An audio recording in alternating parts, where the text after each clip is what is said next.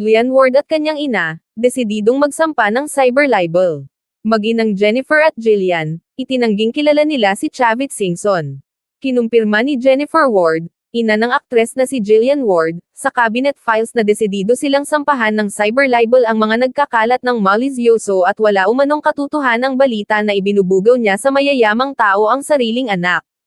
Hindi napigilan ni Jennifer ang mapaluha dahil sa sobrang awa raw niya kay Jillian na dinaramdam ng husto ang fake news tungkol sa kanilang mag-ina.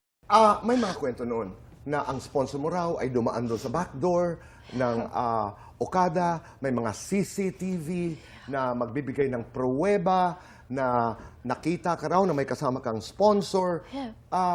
Comment.